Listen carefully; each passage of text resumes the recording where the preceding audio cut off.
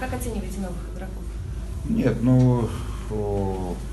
знаете, я думаю, все покажет время, да, сейчас мы можем говорить.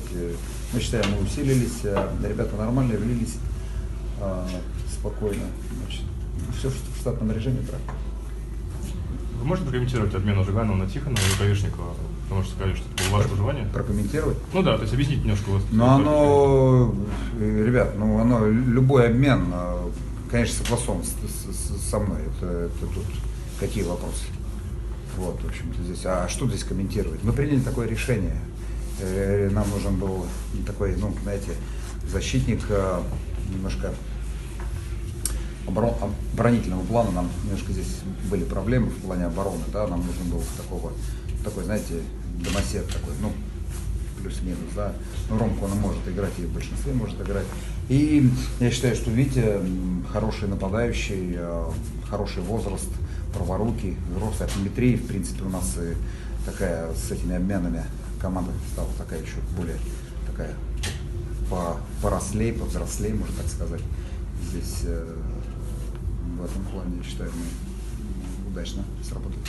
Я к тому, что, опять же, летом было много информации о том, что вы хотели видеть Игоря в команде, да, то есть, вот, скажем так, это было ваше желание, и прошло несколько месяцев. Ребят, я еще раз, смотрите, любой обмен, любое действие, как прием, так и расставание, это всегда проблема, это всегда дилемма, это всегда проблема.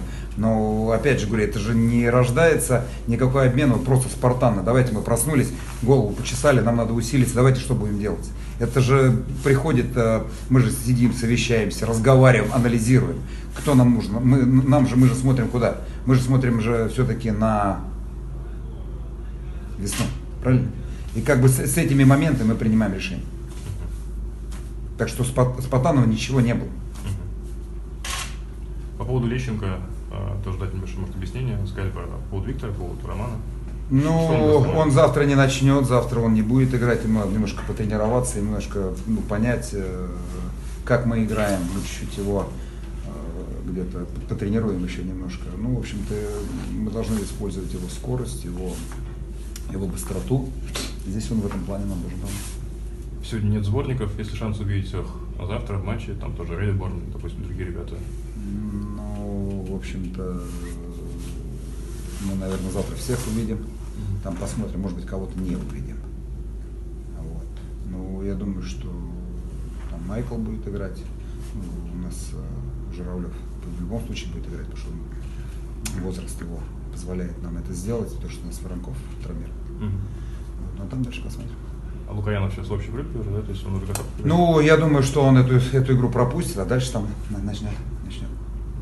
По поводу смены площадки очень много новостей было, да? То, что не так нефть-арена, на какие-то игры переезжаем мы. Давайте этот следующий, пока официально не было объявления, поэтому попозже прокомментируем эти возможные. Давайте. Звенья с Зариповым и Галеевым сейчас тренировался Тихонов. У нас там немножко поменяется линия.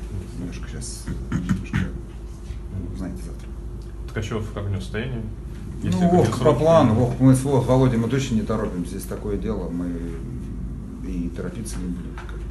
Нам его не хватает, это центральный нападающий, даже ведущий игрок. Но еще раз говорю, здесь будем очень терпеливы. Какие-то сроки примерно, декабрь, январь, есть? Я думаю, что через месяц он точно будет играть, а там видно будет, не знаю, он еще пока на лед не выходил, он только начал немножко работать в зале. Спасибо. Спасибо. Спасибо.